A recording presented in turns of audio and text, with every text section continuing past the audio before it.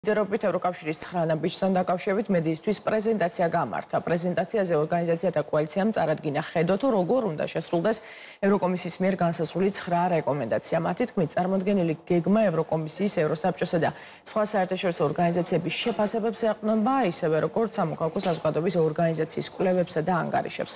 კოალიციის განმარტებით ისინი გააგრძელებენ პროცესზე მონიტორინგს და შეეცდებიან ხელი შეუწყონ რეფორმების პროცესის გამჭრელობასა და ინკლუზიურობას. Ჩვენ საუბრობთ იმაზე, თუ უშუალოდ რას მოითხოვს ევროკავშირი და ჩვენ როგორ ვხედავთ, როგორ უნდა შესრულდეს ეს ყველაფერი ეფექტურად.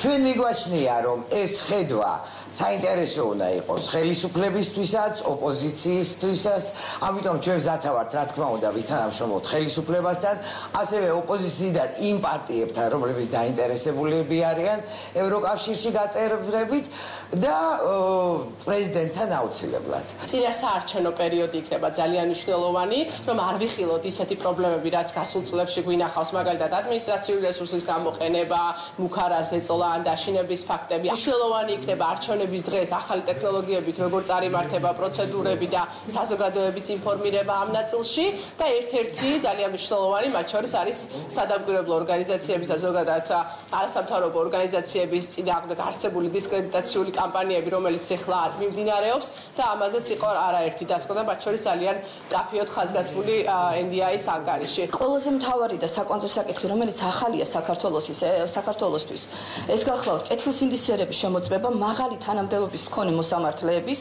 და ხაზს უსვამ არა ყველა მოსამართლის.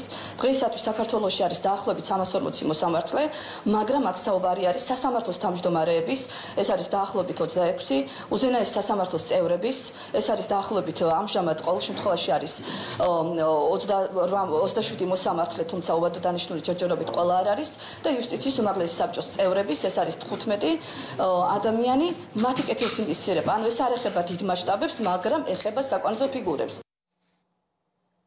არასამთავრობო ორგანიზაცია საერთაშორისო გამჭრელობა საქართველოს